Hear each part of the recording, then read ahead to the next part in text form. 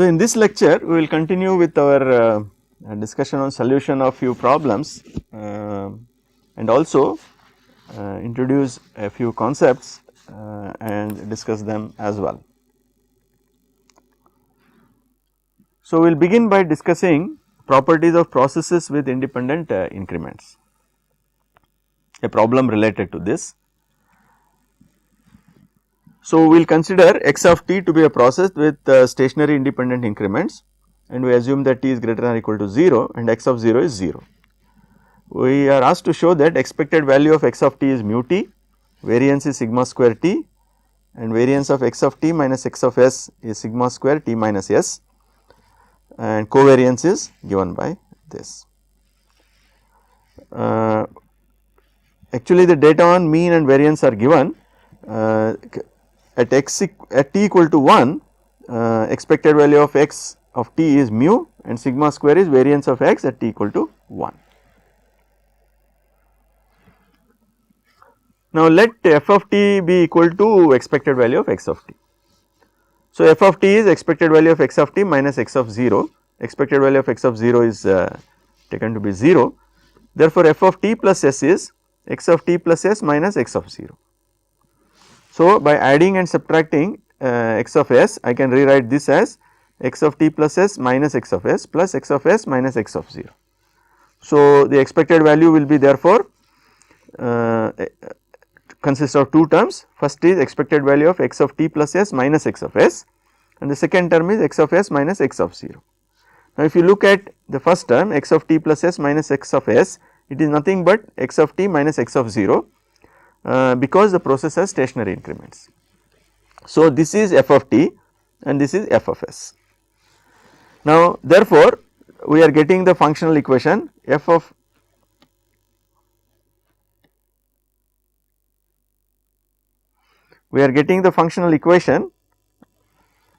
f of t plus s is f of t plus f of s. Now a solution is f of t is Ct for this. So we need to find C, but for that we have the value of f of t at t equal to 1, which is expected value of x of 1, which is mu, therefore expected value of x of t is mu t. Now we define g of t as variance of x of t, where g of t is nothing but variance of x of t minus x of 0. So I can write it as g of t plus s variance of x of t plus s minus x of 0. So again I add and subtract x of s, and since process increments are independent, I can add the variances in this form here, and since process has stationary increments, the variance of x of t plus s minus x of s is nothing but x of t minus x of 0. That leads to the functional equation g of t plus s is g of t plus g of s. Again the solution is of the forms g of t is Ct, and C turns out to be sigma square, and therefore variance is sigma square into t. Now let us begin by assuming t is greater than s, and if we find variance of x of t, we can carry out this calculation and show that variance of x of t is sigma square t minus s, that is variance of x of t is that, and variance of x of t minus x of s we have to find out, that is the autocovariance. So if we square and carry out this, we write this as x of t minus x of s minus mean of that whole square, and rearrange this as x of t minus mean of x of t minus x of s mean of x of s, and if we carry out this expansion, we can show that variance of x of t minus x of s is given by this.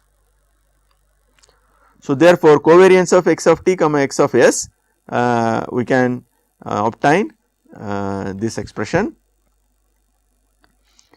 which simplifies now to be sigma square s, and since we assume t greater than s, it follows that covariance of x of t comma x of s is sigma square minimum t comma s.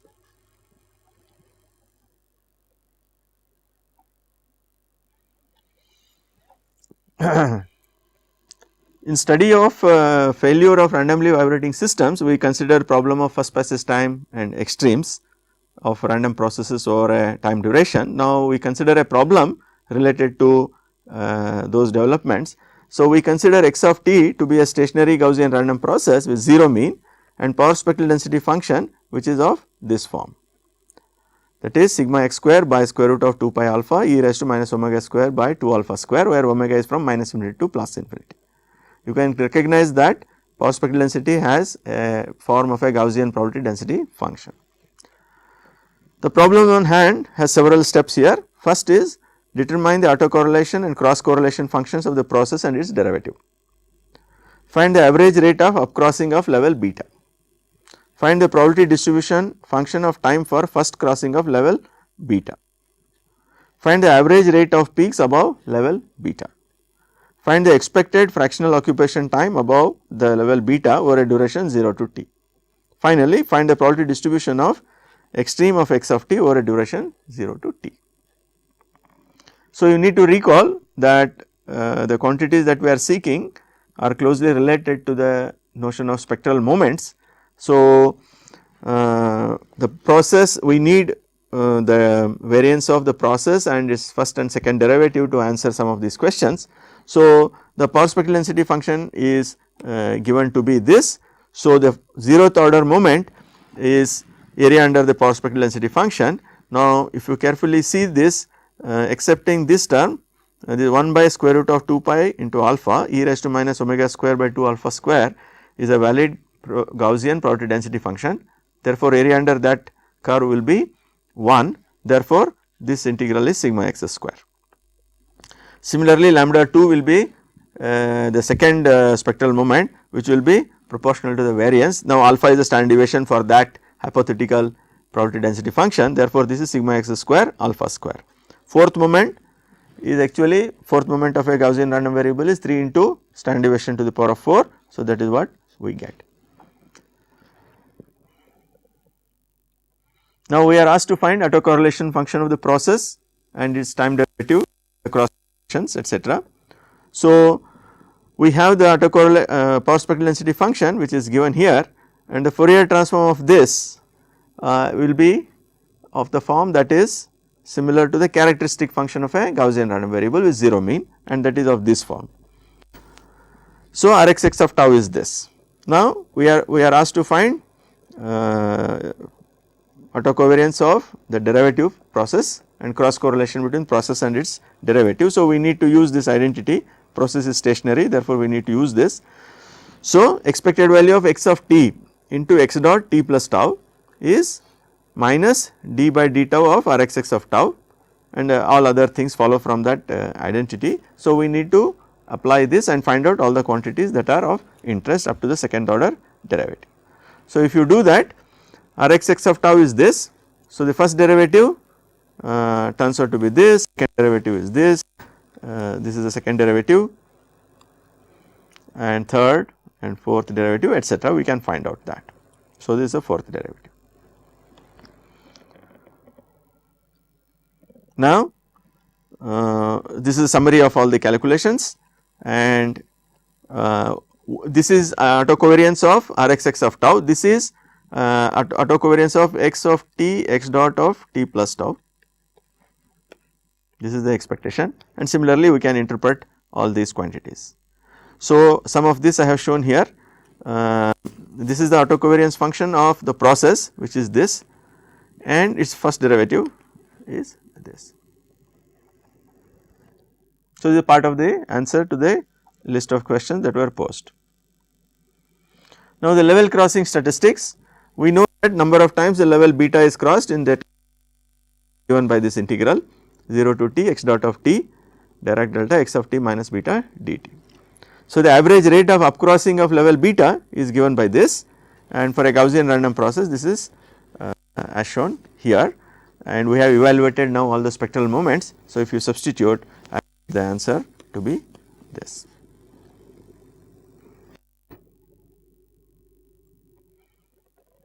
Now, what is the probability distribution function of time for first crossing of level beta?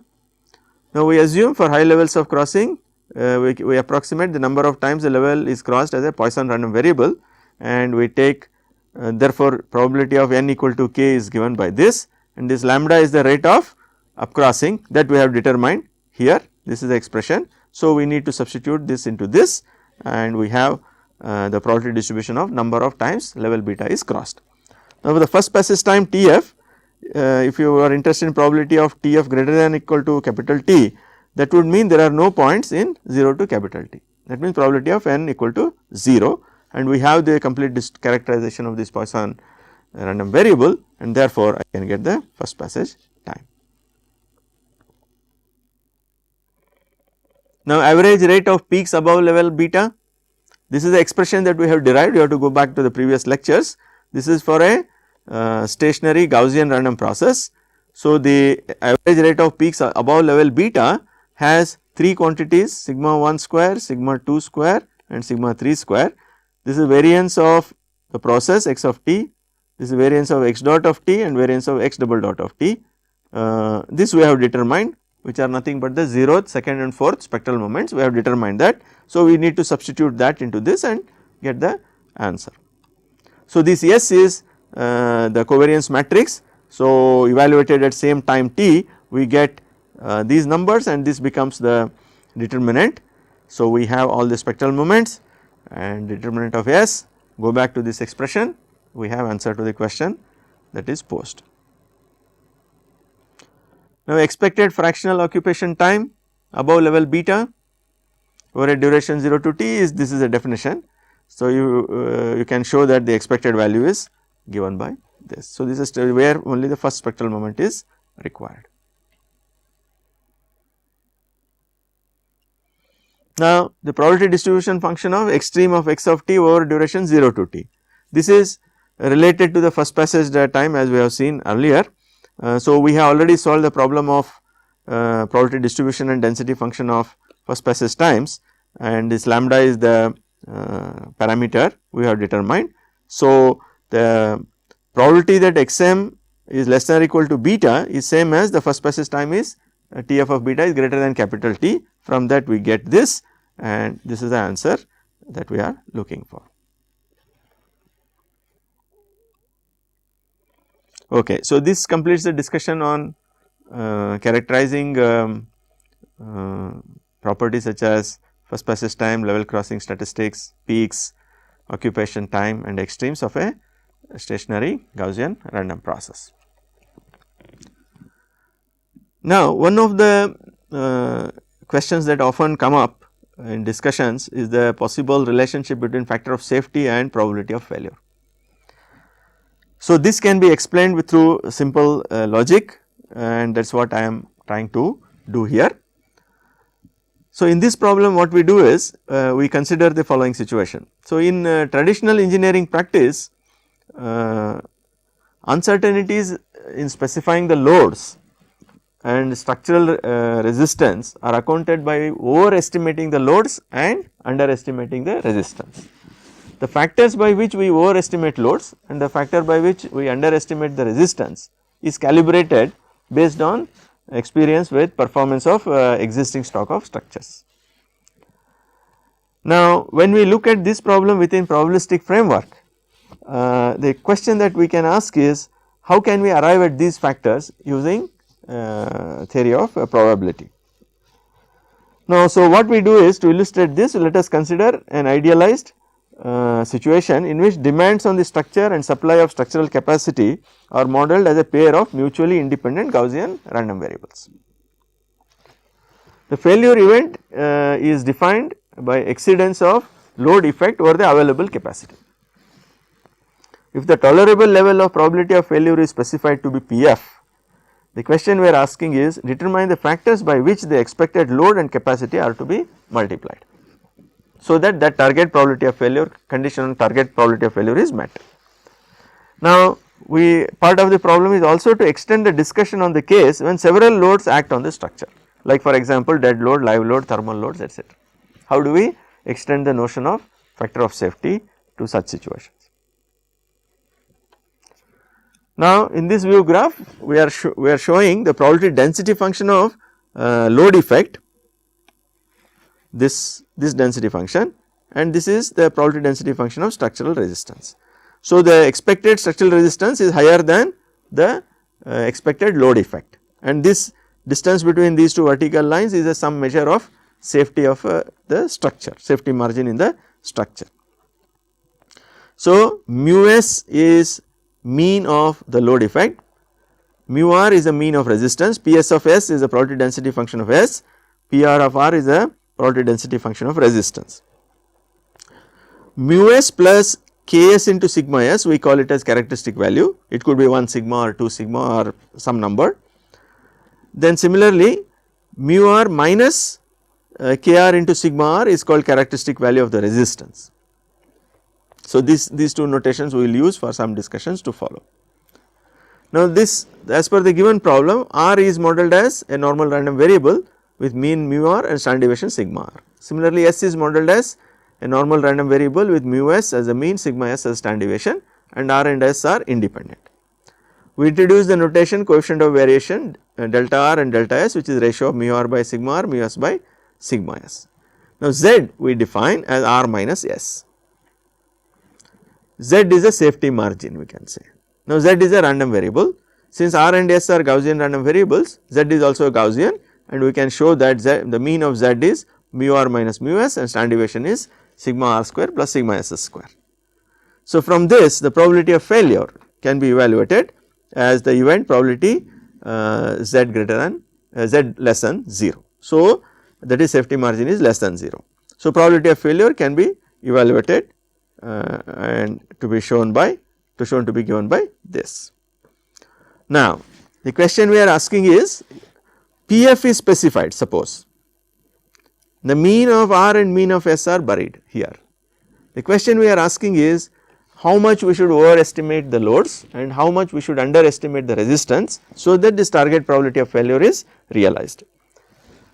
So, we rearrange these terms and express mu r as mu s plus sigma r square plus sigma s square square root phi inverse this. That means, mu r should be greater than or equal to mu s by this factor. If beta is large, the risk is small. That means, the risk is loads exceeding the structural capacity. Now, to bring it to the form of the factors that we are looking for, we introduce a variable epsilon, which is square root of sigma r square plus sigma s square divided by sigma r sigma s. Typically, this number is about 0.75, it is non-dimensional. So, we write for beta which is mu r minus mu s by square root of sigma r square plus sigma s square. In terms for the square root sigma r square plus sigma s square, I write epsilon into sigma r plus sigma s, and if I rearrange the terms, I get this particular format where the structural resistance is underestimated by this factor and load is overestimated by this factor, and these factors are explicitly related to the target probability of failure, and parameters epsilon and delta are related to the uncertainties in variables r and s. So, you can define, for example, the ratio of mu r to mu s, and this we can call it as central safety factor.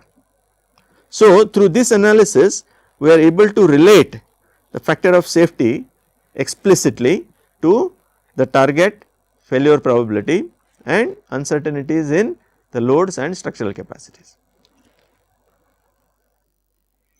So, that would mean the format that we have got is in the form phi bar into mu r must be equal to gamma bar into mu s. This is a design equation where phi bar is called the capacity reduction factor and gamma bar is called the load factor. So, the design format that we have to follow is given by this. That means, this reduction factor here into mu r must be equal to this overestimation factor into the load effect.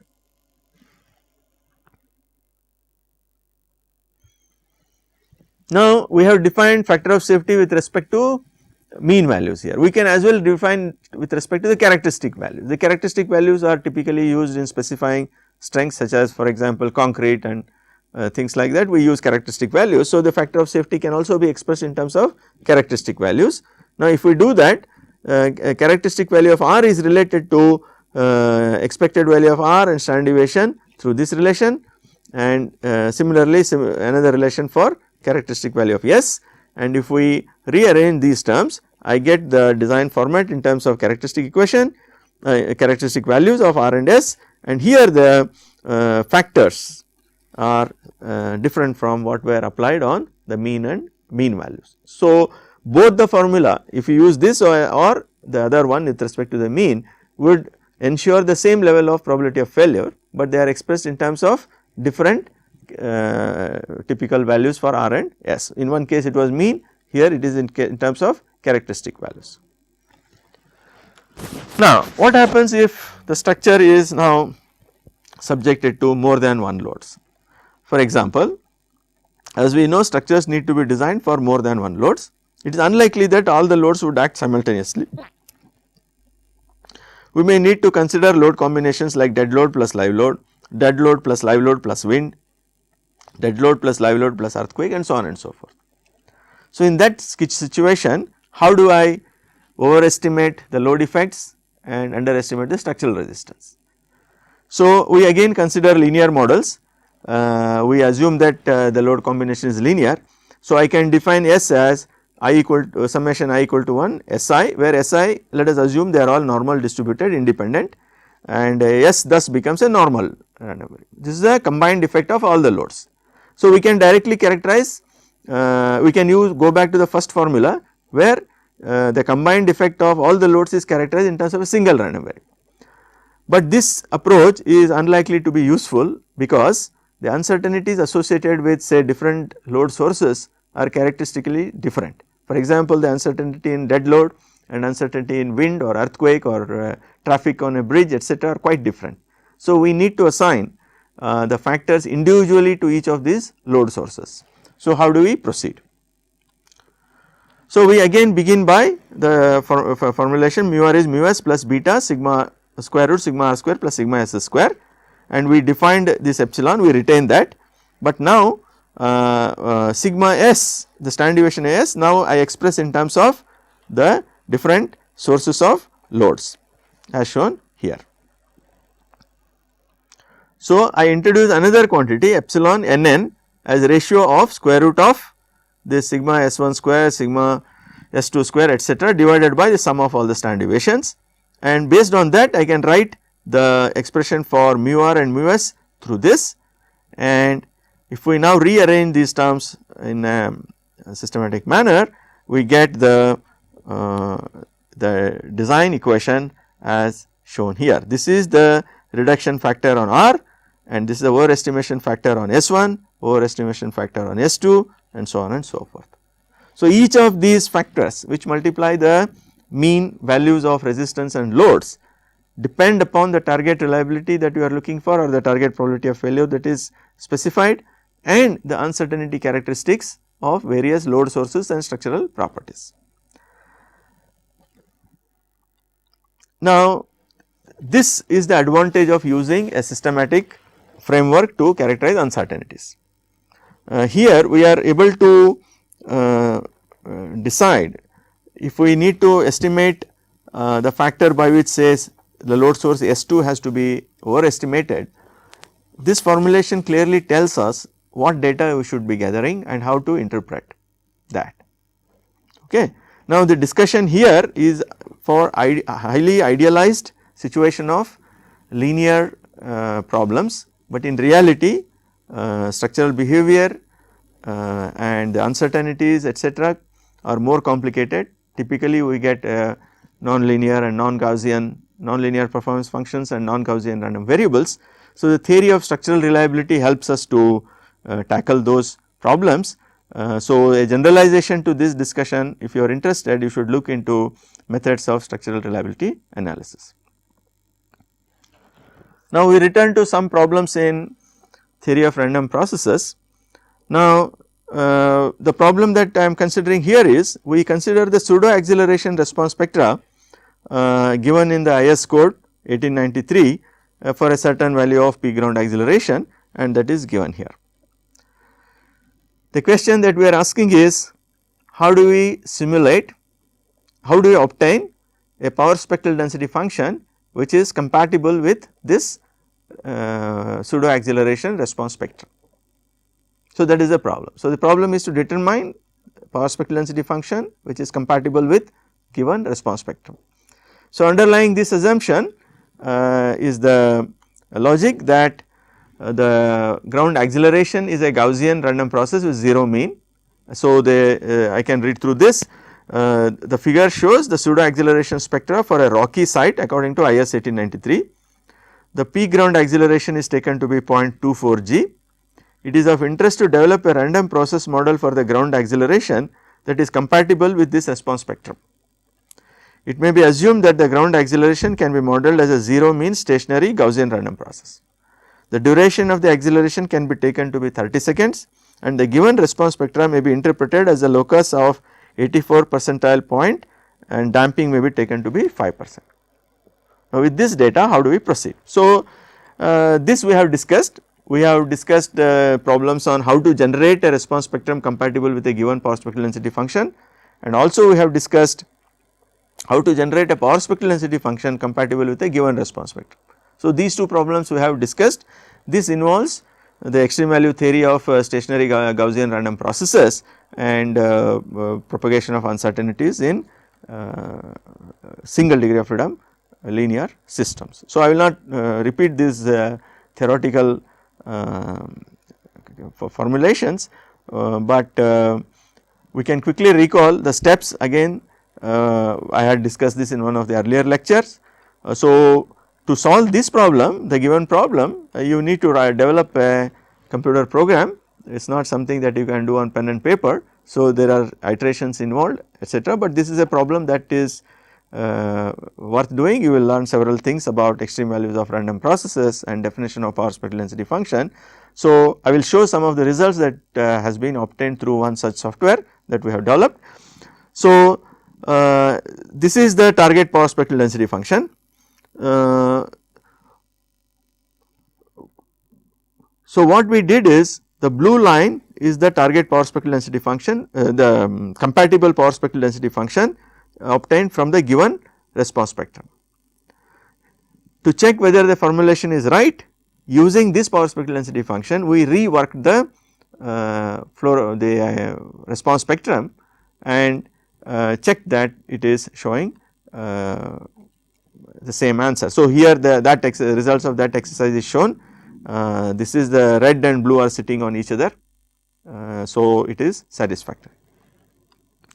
So, once the power spectral density function is determined, assuming that the random process is mean square periodic and using theory of Fourier series representation of time histories of such samples of such random processes, we can simulate samples. So, some of these samples are shown here for sake of illustration. And from these samples we can use methods of statistical estimation theory and estimate the power spectral density function. So, that also is shown here. From these 100 samples we have estimated the power spectral density function, and that is comparing the blue line is buried inside this wavy z lines. This is due to sampling fluctuations.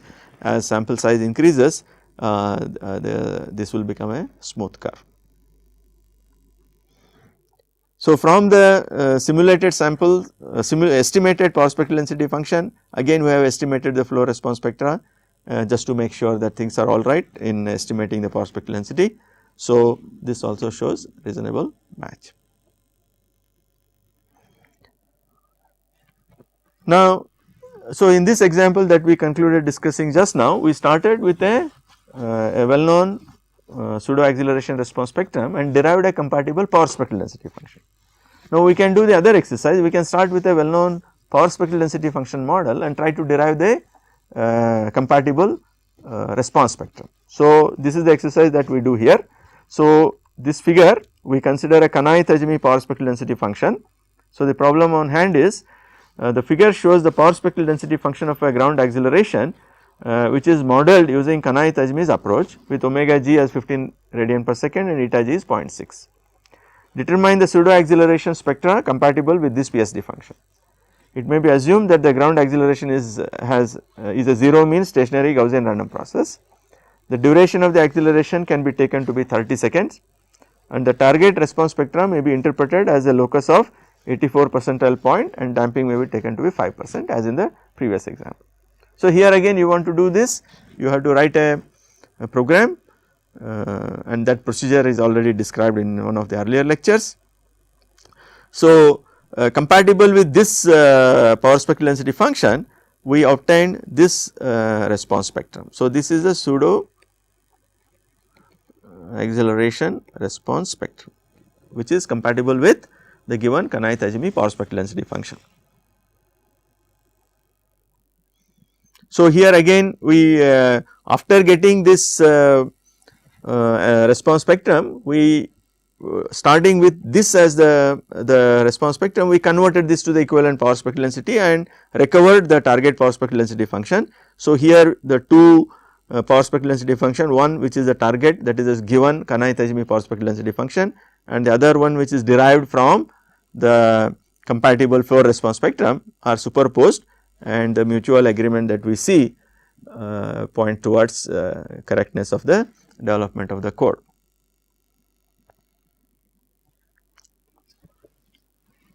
I consider now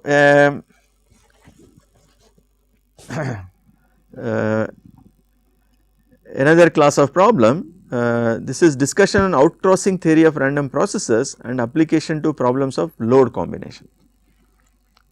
We will see what this means. The problem statement is as follows. There is some background and then there is a question. So, let Q of t be a quasi static load on a structure, for example sustained live load. If we are interested in designing the structure for this load, we can estimate the maximum value of the live load. For example, Qm is maximum over T, Q of T, and use that in the design.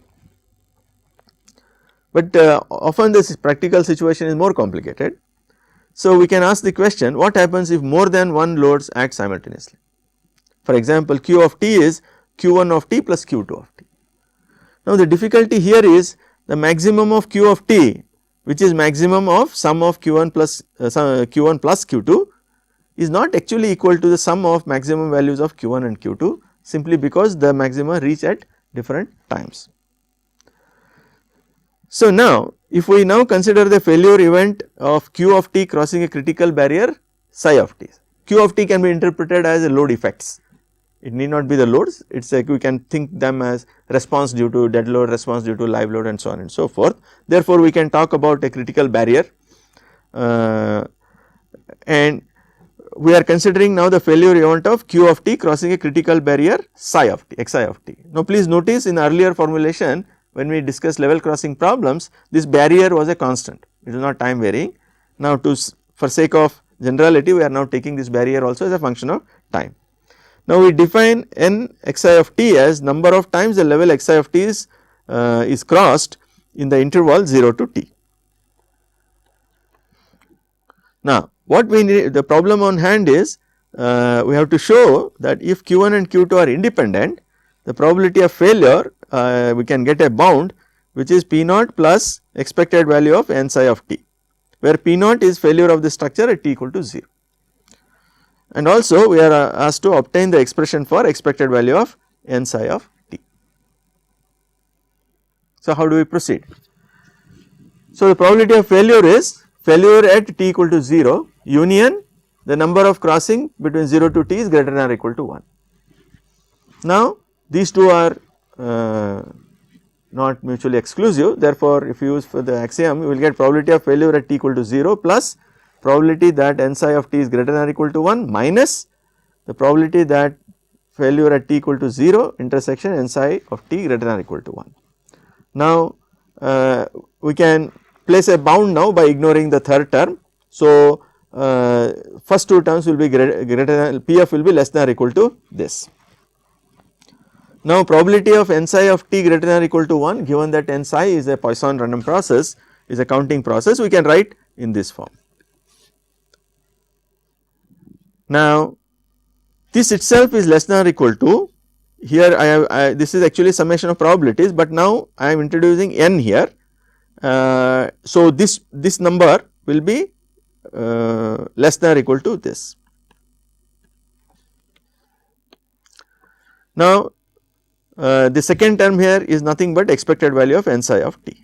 So, we are able to show that Pf is less than or equal to P naught plus expected value of n psi of t. So, that is the first part of the problem. Now, the question is, the more difficult question is, how do you evaluate this expected value? Now, we can recall a bit of what we did earlier.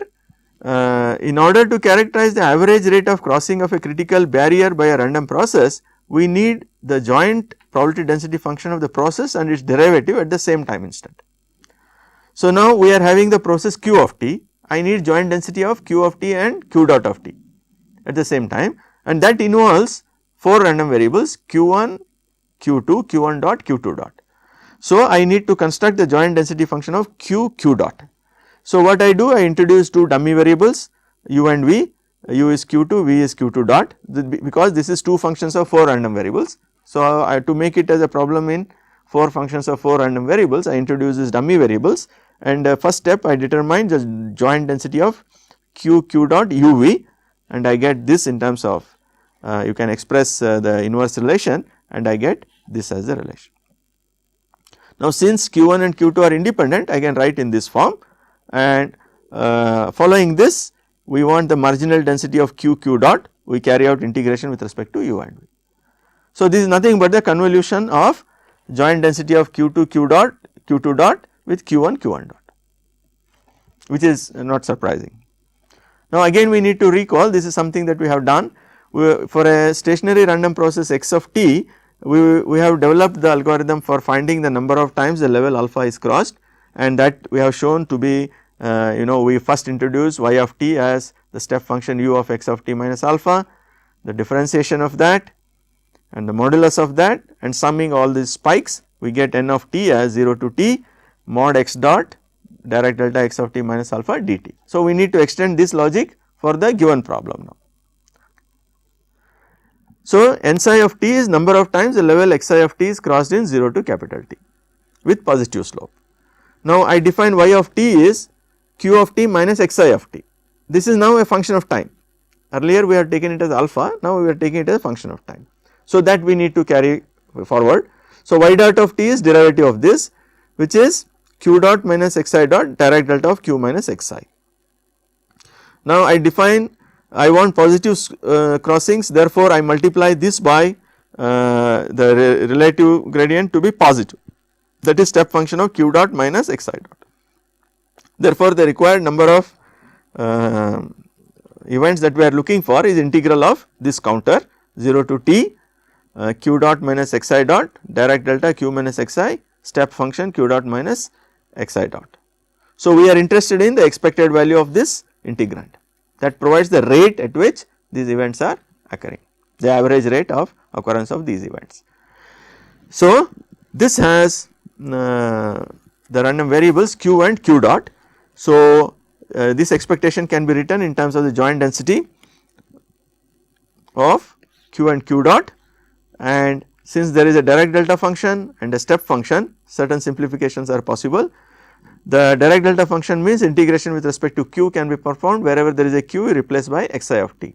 The step function means the limit from minus infinity to plus infinity will now become limit from xi of t to infinity.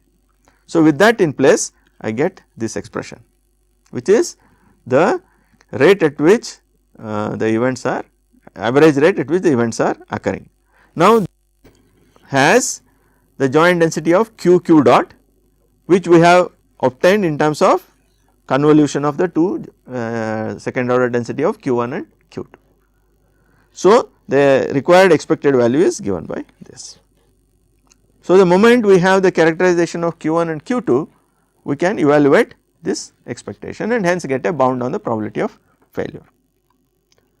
Now, the actual evaluation of this integral has been reported in literature for certain simple cases. For instance, for Gaussian it is straightforward, and for certain other combinations solutions are available, but a general solution is difficult to obtain and certain alternatives need to be developed. Now, the idea of discussing this in the present context is the level crossing theory that we have learnt can be used for situations where there is no dynamics in the sense of inertial effects in structural behavior, but still there is a time variations in the loads which call for adopting stochastic process models, and consequently the questions that result on safety of the system are again related to concepts of level crossing, first passage time, etc. So, that was the message that was intended to be conveyed through this example.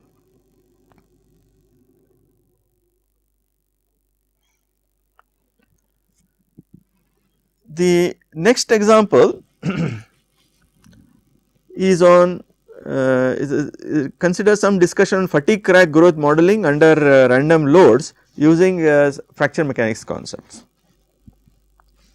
We have developed the theory for accumulation of damage under random vibration, and we basically adopted Palmgren minor hypothesis, but here we are trying to look at the problem in a slightly different way. Now, the fracture mechanics based approaches, the basic assumption is that there exists a crack in the structural component. The question is, given the geometry of the crack, the loads, the boundary conditions, or can we say if the crack is likely to grow? This is a basic question that is answered in fracture mechanics. Now, what are the parameters that measure the potency of the crack? There are several things like stress intensity factor, energy release rate, J integral, crack tip opening displacement, and so on and so forth. We will focus our attention on stress intensity factor. So, there are 3 different modes of cracking. So, this is the mode 1 failure where the specimen is loaded as shown here, and this is the crack, and we adopt a coordinate system origin at the crack tip. So, this red line is nothing but the crack that we are seeing here, and this x1 x2 is the Cartesian coordinate, r theta is the polar coordinate. We can use the theory of solid mechanics and obtain the stress fields assuming say plane strain model near the crack tip, and we can show that they are given by this sigma 11, 22, 33 stress components, and what you should notice is all these 3 components can be expressed in the form k into square root 2 pi by r into some function of theta. Similarly, displacement field also can be found out. U1 is again we are having sigma into square root pi a and some function of r and some function of theta. Now, in the expression for stress and displacement components, the quantities sigma and square root of pi a are appearing together. So, the question is, can we give a name for this? So, we have done this in the past in other branches of mechanics. For example, Young's modulus and area moment of inertia get multiplied in Euler-Bernoulli beam theory, and EI we call it as flexural rigidity. Similarly, mass into velocity we call as momentum, mass into velocity square as kinetic energy, and so on and so forth. So, what we do is we call this quantity sigma into square root of pi a as stress intensity factor. So, this is sigma into square root pi a. Now, by definition the crack propagates if Ki is greater than a critical stress intensity factor, which is a material property. Okay. Now, the analogy is like stress and yield stress and SIF and critical SIF. So, if stress exceeds yield stress, the linear behavior ceases. Similarly, if SIF exceeds critical SIF, the crack propagates. So, in terms of stress intensity factor, the stress fields and displacement fields in r theta coordinate can be summarized as shown here. Now, experimentally it is observed that the rate at which crack propagates, suppose A is the crack length and N is the number of cycles of loading, dA by dN, if you plot as a function of log delta k is the stress intensity factor, delta k is the increment. It is characteristically 3 regions are observed. The first region is crack initiation, the second one is region of stable crack growth, and third one is unstable crack growth. So, in the region of stable crack growth, namely region 2, on a log scale, the relationship between dA by dN and delta k is linear, and we postulate a model of the kind dA by dN is C into delta k to the power of n. So, this dA by dN typically is a function of delta k, k max, k min, delta k theoretical, that is this, Young's modulus, Poisson's ratio, yield stress, ultimate stress, strains and so on and so forth. So, this epsilon I are environmental variables like temperature, humidity, salinity, etc. So, a kind of a dimensional analysis can be performed and the structure of this law can be identified, and it is identified in this form. There are several non-dimensional parameters here, and one of the model that is popularly used is known as the Paris-Erdogan model, where we assume that the equation is dA by dN is C delta k to the power of m, delta k greater than 0, A of 0 is A naught, that is the initial crack length. Now, as I said, on a log scale there is a straight line relationship between dA by dN and delta k. For example, for a particular steel, the parameters A when it is measured in meter, delta k in megapascals into square root m, the coefficients C and m are in this form. So, m is 3.0 and C is given in this form 6.8 10 to the power. So, similar characterization for other material is also available. Now, the problem here is the phenomena of crack propagation is highly prone to effects of uncertainties. So, the uncertainties are associated with macro properties of specimens, the geometry, dimensions, material properties, they may vary from specimen to specimen. There will be problem with external loadings, there is inhomogeneous microstructure within a specimen, and we test on identical specimens. Behavior of crack length of identical specimen is random.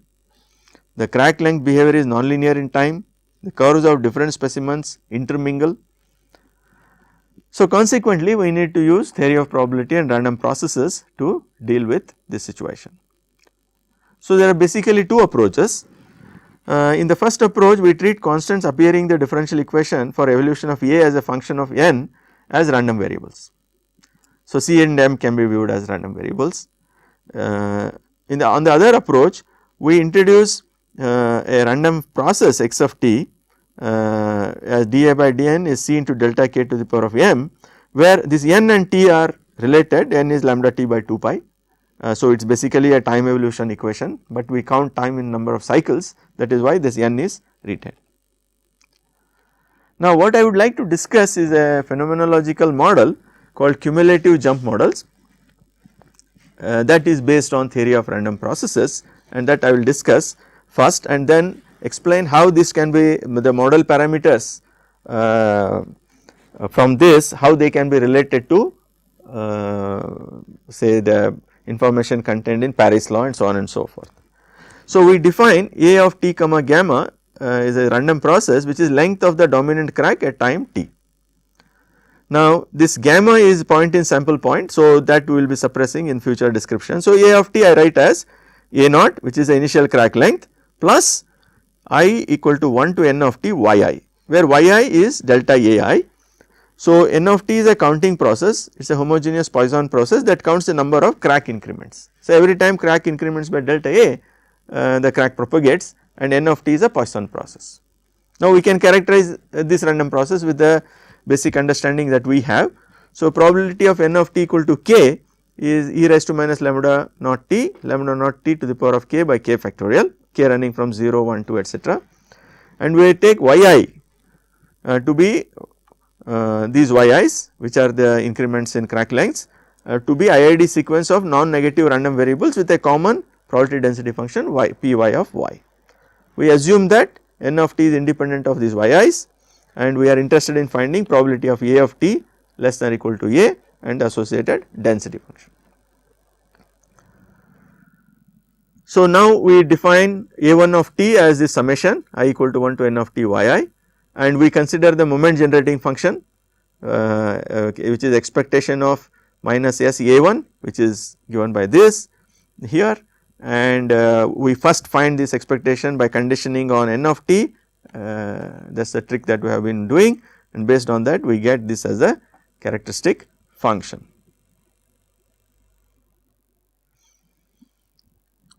This is the characteristic function of moment generating function of A1 in terms of the g of s, which is the moment generating function of yi, which is identical independent IID sequence with a common g of s, which is e raised to minus sy, expected value of e raised to minus sy.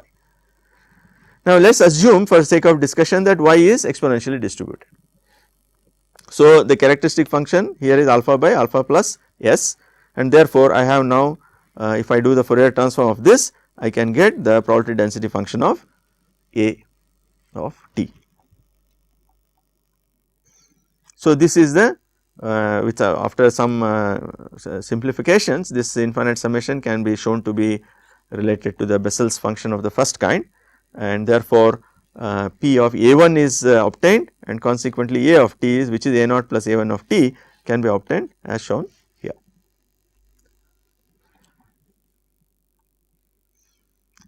Now, how do we make the model for lifetime? Let xi be the critical crack length estimated from the knowledge of KIC. Now, t be the time period for A of t to reach the critical length xi. So, the first passage time probability t greater than t is same as probability of A of t less than or equal to psi. So, Pt of t therefore can be obtained from the knowledge of probability density function or distribution function of A of t. So, by differentiating this, we can show that, or carrying out this integration, we can show that the first passage, the time required for A of t to reach the critical length is density function is given by this. This is fine, but it has several model parameters. So, how do we relate it to the actual behavior of the specimens? So, model parameters are lambda naught associated with the process n of t, alpha associated with py of y. Now, the basic idea is we derive these model parameters from laws such as Paris law. An approximate method to achieve this would be to modify the Paris law to allow for randomness in applied stress and system parameters. So, we again start dAp by dN is C delta k to the power of m with Ap of 0 as A naught. Now, let S of t be the stress field that is modeled as a Gaussian stationary random process. And what is meant by a cycle? N is omega s into t. So, the d by dN becomes 1 by omega s d by dt. This delta k we replace by S max minus S min, and we get this expression. So, we interpret omega s, which is not known, as the average rate of peaks in S of t. So, if S of t as a random process is known, I can find out omega s,